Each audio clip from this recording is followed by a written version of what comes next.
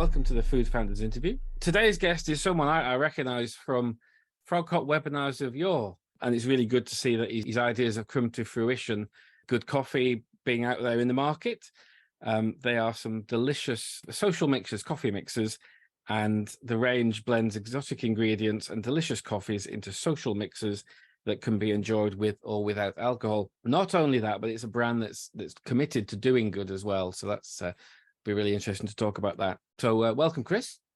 Thank you. Yeah, nice to be here. Excellent. So I guess firstly, how do you describe good coffee? Well, do you know what? I was just thinking it was very interesting listening to you describe it. I had this the other day as well. It's just, I said to someone, "Oh, what do you think it is?" after showing them a presentation. I think now it's really interesting to hear if my communication comes across. But yeah, for those that maybe followed us right from the beginning, you might know that actually we started off as the UK's first coffee kombucha. I love drinking kombucha myself, but I kind of decided early on that it wasn't a challenge that I wanted to continue, like logistically. And actually, as you know, like anything, everyone calls it pivoting, but you know, lots of change happens as you go. And yeah, as you said now, I decided I thought coffee was a fantastic ingredient to kind of use as a social elixir. So yeah, we're using it in a kind of new, adventurous way. We currently have the mixers, and then we're looking to sort of move it into kind of a more convenient, like ready to drink format eventually. But yeah, it's all about using coffee differently, adventurously, and giving you that kind of uplifting buzz, however you decide, with or without alcohol. And how did the idea come about originally? Well, as I said, it's a progression, but my ideas stem from travel. I think we were just talking briefly about my kind of career goes back in like theatre, film, and TV. And one of my big first jobs was a show called Bombay Dreams in London. I was 21, and I'd actually just come back off a cruise ship. And those two jobs really started to introduce me to the world. The cruise ship, you know, I literally got to travel like all around Europe, all around like South America, Caribbean, and it just opened my eyes. You know, I grew up in Northwest London in Harrow, and it just gave me a perspective I just didn't know was there. And that was the fire that literally started me thinking, oh my God, the world's like such an interesting place, so many interesting people. And actually it's travel and those connections that sort of inspire me to sort of think. And that's what you'll kind of see kind of, you know, leading through a lot of what I do. Had you always wanted to start a business aside from be performing? Yeah, 100%. I think I just always like the idea of having, say, a brand, but just my own voice in something. I've always got something to say, or like a curiosity or question about things. And I think having the ability to literally get up and write any copy, like develop any image, you know, come up with any idea and actually be able to make it into something yourself, it's just, I think it's just amazing. I always wanted that, to have my own brand, to have my own voice, I guess, and say things my way. Okay, yeah. I mean, it's a very the branding is very striking and very luscious. It's a lovely job you've done there. Yeah, that's one of the bits I find easy. There's many other sides of business that like margins and numbers and all that I don't find so. I quite enjoy it, but I just don't find it so easy. My brain doesn't connect the dots as well as some people do in that area. Yeah, we always find that you've kind of got to wear a lot of different hats, I think, as a food business owner. You know, you've got to have a mission, you've got to have passion, you've got to have creativity, you've got to do the numbers, you've got to do the legwork. You know, it's a real challenge. I suppose like running any business, but it's particularly challenging when you're kind of inventing something new. Yeah, you do hear that, but you don't realize literally how diverse a day can be, you know. How did the process of developing the actual flavors, the products themselves, how did that work? A few different ways, really. The first way was literally just that classic, you know, kind of kitchen going, okay, how do you make this? Getting a bit coffee, like Chinese flavors, infusing like black cardamom, hot water, understanding, I don't know, just dumping flavors together and being experimental. I'm quite like, I always said like with food and all that, I'm not like I don't cook stuff, but I'm a great assembler. I'm good at putting things together and kind of coming out with good results. And I kind of use that, kind of whatever ability to just chuck things together, trying different flavors of coffee. And yeah, it's really like iterative process, I guess they say. And then once I'd kind of gone, oh God, this tastes good. And now I'm like, well, how do you make this into a, you hear about like stability and like ambient products, all like more technical terms. And then obviously I turned to some people that could sort of like help me and actually understood, you know, in that sense. And then kind of worked with many people, like worked with yourselves. I've worked with a guy called, one of the early guys, Dr. Johnny Drain. And he's a fantastic guy because he basically works in material science. So it's a real like unique angle, but he understands material science, fermentation, like pairing like unique foods, and he's very well traveled himself. And I think, like essentially you just come across interesting characters, interesting people, and you're like, oh, actually we could work together. And yeah, me and him were one of the first people that kind of started to develop the mixers. And using those sort of ingredients at the time that weren't as well known in products like saffron, like the black cardamom, like cacao. They're more prominent now, obviously, but Brilliant. I mean, did you do one product first and then the rest, or did you go out with a range? It started obviously with coffee kombucha. I taught myself fermentation. That is off the menu now. I actually was in Vietnam and I was drinking too much. And it was one day I was kind of like, okay, I just need something refreshing. And I was at this little backstreet cafe and I was staring at and I was like, coffee tonic. My head wasn't really like deciphering what this was. And then the guy that worked there was like, oh, I've just put this on the menu, like, let me make it for you. And I was like, okay. And you can add lemongrass or blueberry. I sort of had lemongrass and watched him. And it was very simple, I watched him with like fresh espresso, ice, Schweppes tonic, and then the lemongrass straw, which they use with everything over there in Vietnam.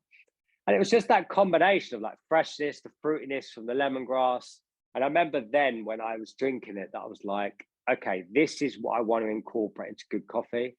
I didn't know how exactly, but that was the pinpoint. It was 2018 around Christmas time. And yeah, that was the pinpoint of like the social coffee aspect of things, and mixing coffee with like fruit flavors, fizziness, all that kind of stuff.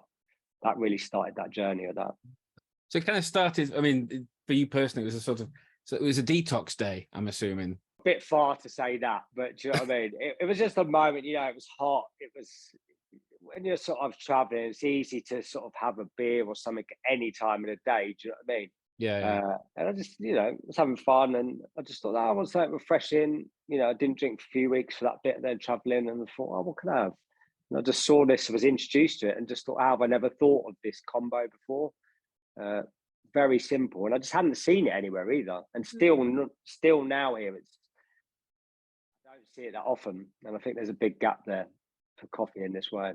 And you seem to be sort of, it's kind of positioned as it's delicious with or without alcohol, but we're seeing kind of a lot of younger people, especially, not really been into drinking alcohol particularly. So it seems to fit with that. It seems to resonate with that kind of trend, really, doesn't it?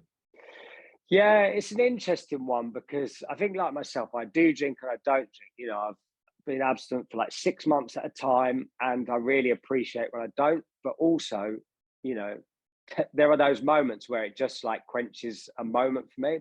So I've constantly been just trying to evolve like my own dialogue with good coffee to really sort of understand how it can sort of tread both lines. And it's quite like it's quite a mission to figure that out. How do you communicate that? But I think the ingredient itself just lends itself so easily. It's when you just add soda water, this mixer, it has a real fullness in itself, where you don't feel shortchanged. And again, if you start getting creative, and we made like a coffee and lime margarita, which really surprises people, that combination, and that again, it brings something in addition. But yeah, I do think it really does work both ways. So yeah, we're kind of letting people decide. We're not really kind of shoving any particular message of like you need to be one way or another, because people struggle with that, themselves. Like, yeah, they can decide, can't they? Yeah, exactly. Do you have I mean, at the start or now, or has it changed? Did you have a kind of idea of where you want to go with good coffee? What's the kind of ultimate, is it supermarkets? Is it events? Is it less defined than that, and see where it goes? Or again, there's like two threads there. I see it as like, one is like the survival day to day of the small business. Like, you realize you just have to do some things to try and like keep going. And then there's the sort of kind of secret-ish, like big vision, where you're like, oh, I could imagine, I think again, that sort of travel, hotels, bars, restaurants, that kind of thing for me is where I'm kind of looking at the moment. But I just would love to see, it really is about social and connection for me. There's so many of my own personal things that are in this brand that people wouldn't really know, and maybe don't even need to know. Do you know what I mean? But ultimately, I kind of want people to pick up a can of good coffee in the format it is, whether it's like a functional soda or like a coffee cocktail, be inspired by like the country it's based on, the wording, the design, and just feel like uplifted, feel like a connection, feel happy, feel joy. That's where I want it to be. I want to see people picking it up, having this new coffee experience, enjoying it, and just feeling like uplifted, I guess, which is like the themes behind it. How have you tackled sales so far? Where are you selling now? So I'm actually, that's a big focus. It's funny. It's really easy as a business to sort of create something and go, okay, how do I sell this? And again, that's been like a really big challenge. Sounds like obvious. My first point of call has always been like face-to-face markets. I've done probably 4 years. Luckily, I've got a great organization that's very close to where I live in Greenwich. So I've been doing like farmers markets, they call it there, and kind of we've transitioned to sort of summer late kind of events where we run a little pop-up bar. So a lot of events have sort of branched out a little bit into organise it. We had great opportunity to do some events for the Mayor of London, where I actually got to curate the whole like bar. So of course we kind of incorporated our ideas, but we kind of brought together like mindful drinking bar, other kind of local craft beer, so a whole sort of range of stuff. So it's just really exposing people face to face has been the big area for me, and it's also given that feedback. But now I'm trying to get a bit more specific and really target, like I say, we're now in Club Soda. We're like listing on their menu in their non-alcoholic espresso martini. There's a couple of other venues in London. We're hoping to get on their, cocktail menu as their coffee cocktail of choice. So yeah, just targeting that kind of bit more luxury, independent hotels, bars, all that kind of stuff. I'm literally, like I say, I'm working in town today, doing a bit of stuff Harry Potter for theatre, but in the breaks, I've gone to a couple of local bars. I chat to the bartenders, kind of understand like, oh, how would this be useful to you? Do you know what I mean? You're just on the ground, as it were, just making connections, and yeah. You got pretty good, I guess, being in London, working in central London, you got a good market, I guess, there for that. So there's a lot of access, and you do find some of the best times is, I've learned, I'm relatively personal. I'll drop in and I'll just be like, hey, how you doing? And just, sometimes I know they're busy, but they're quite interested. When you're offering something unique as well, it's a little bit easier to sort of say, hey, look, this is what I'm doing. Just wondered, like 5 minutes, do you want to take a look? I'm still in that mode.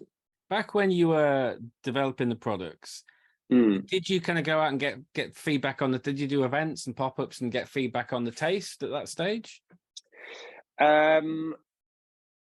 One of the first things I did actually, again, because I said I worked at Lion King, so I had a big department of like 20 of people. Every day I was sort of like turning up, if anyone was really watching me, I'd turn up with bottles and this, filling the fridge up there. And I did a few like market research days there with all the gang. And I did like little surveys and got them to mark this and that. So that was one of the initial things I did.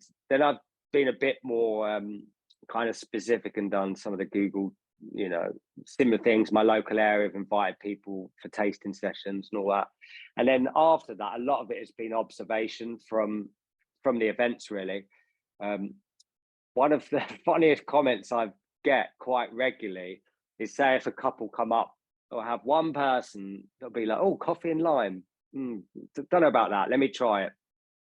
They try it. They're like, "Oh, I didn't expect it to taste like this." And then the other person says, "You know what? I drink coffee, but I would drink this." And I was like, "I've had it so many times. I don't really know what you do with that information, but it kind of says to me that, if this gets out there enough, I think it could sort of like, spread." Yeah, I think word of mouth is for something. I mean, relatively new. I mean, it's a combination. I've got some on the go at the moment, and the saffron gold, and it's a combination. I don't, coffee and cold coffee, yes, but it's more than that. And I think you need that word of mouth, don't you? You need people to experience it to build the business. So. Yeah, 100%. And that's the thing that's time consuming, because when you're out there, doing this stuff, you need to figure a way of taking all that information and then putting it in a product that kind of communicates that to people when eventually, hopefully, it's sitting, in a place that people can just pick it up and be like, "Oh, this looks cool." The branding I'd say, is very lush and premium, I would say. Is that something you were passionate about getting right? Yeah, I just had so much fun with that. That was a kind of, during lockdown when everything sort of changed, I was like thinking, "Oh, you can work with anyone in the world."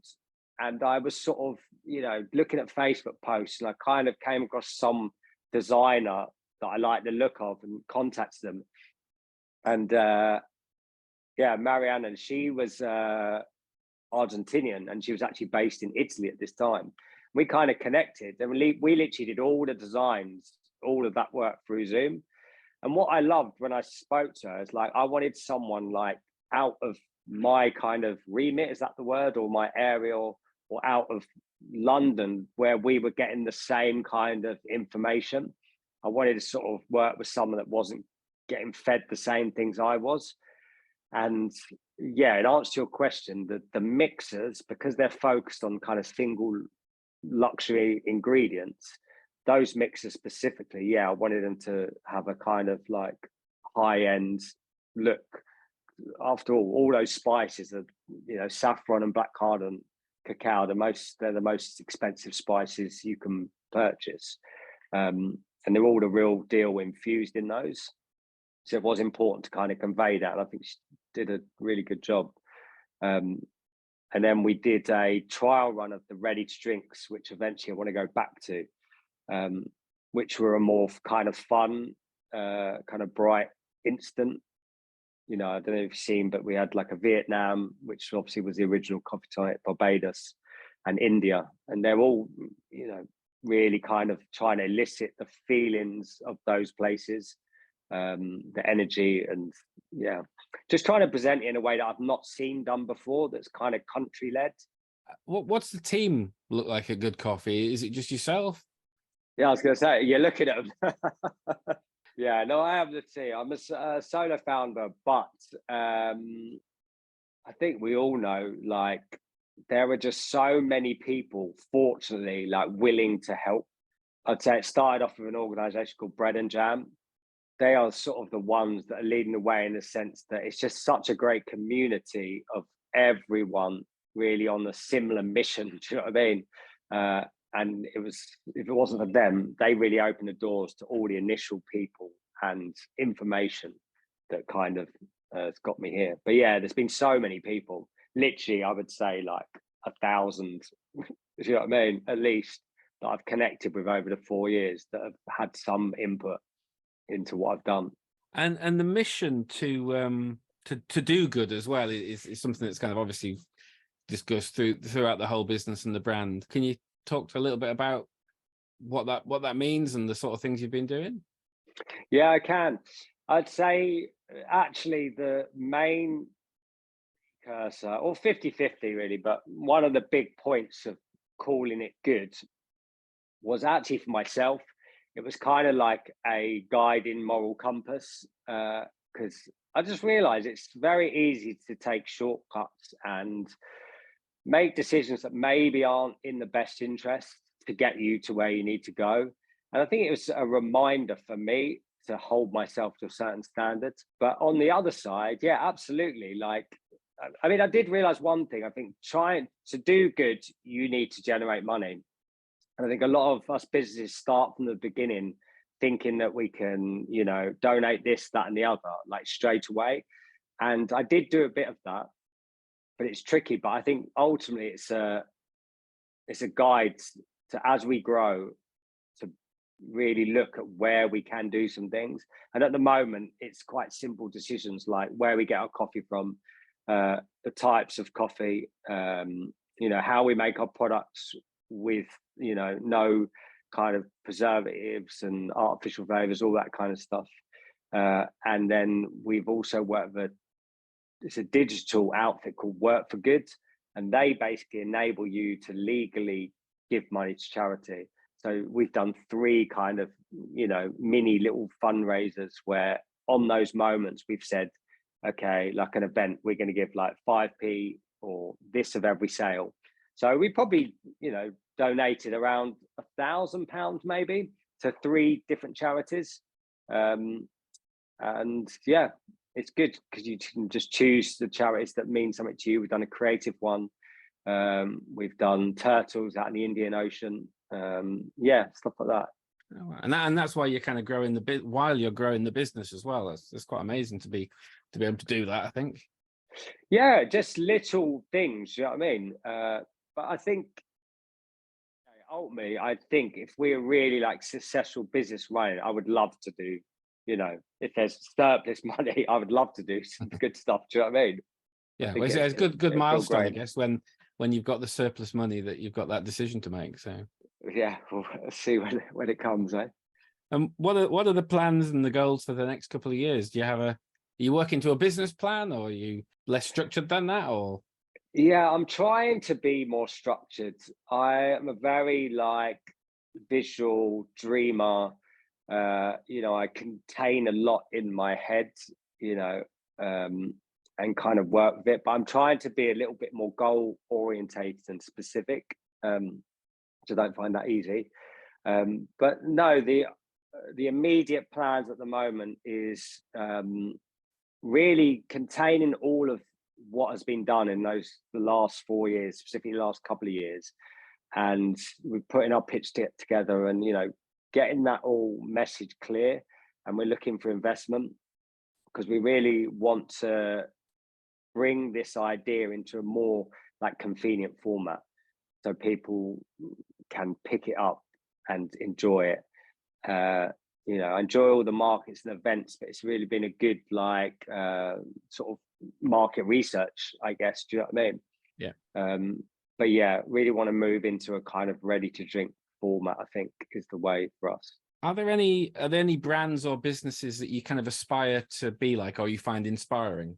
I think the people that have inspired me most in my life are people like, there was a lady called Olga who started one of the first like hot yoga studios in London, and we became friends. And I just remember just being quite in awe of how she conducted herself, how she kind of grew that business, how she sort of interacted with people. She was just such a lovely person and was really successful. And that kind of thing inspires me. You know, and similarly, I'd gone to one of the local businesses around me in Greenwich who I've made friends with as well.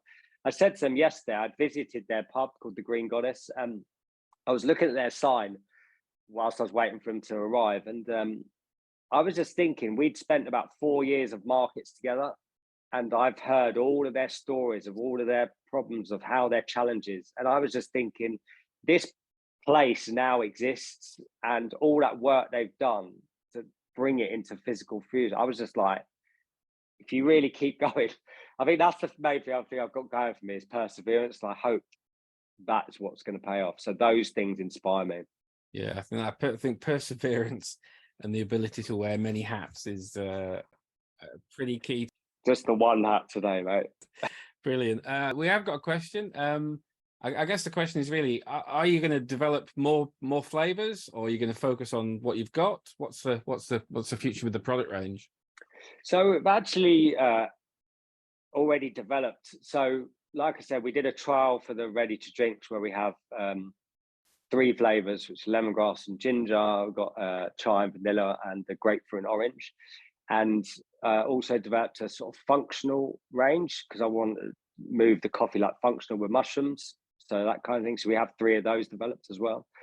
So yeah, to be fair, for me, the product ideas and developments are the kind of the easy bit in terms of like thinking what I want, not actually making it. Yeah, that's like you guys, obviously the experts, but yeah, I can come up with an idea like, you know, pretty quickly that's quite interesting and probably be decent. But yeah, so an answer, yes, we are, but I think it's easy to be distracted. I think now I'm trying to get like figure out what that sort of core instruction will be if it comes to ready to drink format, and work out how to kind of deliver that. And then I think the other bits will fall into place, hopefully. But yeah, I think diversity across the products will be like one of our unique points, being able to sort of do this and that and surprise people with how coffee can be enjoyed. If anyone wants to find out more about Good Coffee, they can go to www.goodcoffee.co.uk. That's coffee with a K. You can listen to the previous Food Founders interviews at frogup.co.uk/podcast, or search for Food Founders interviews wherever you get your podcasts. And we are back in 2 weeks. Yes, 2 weeks, on Friday, the 9th of June, when Sally will be doing a session on drinks, looking at the trends and exploring what they mean from a new product development point of view. You might want to join, Chris. Yeah, I was going to say, that sounds interesting to me. I'll be there. And you can sign up for that at frogup.co.uk/kitchen. Thanks again to Chris for joining us. Fascinating. I'm really looking forward to sort of keeping an eye on the business and where you go. And yeah. Thank you so much. Good luck. Pleasure, mate. Thank you. Take care. Have a good day.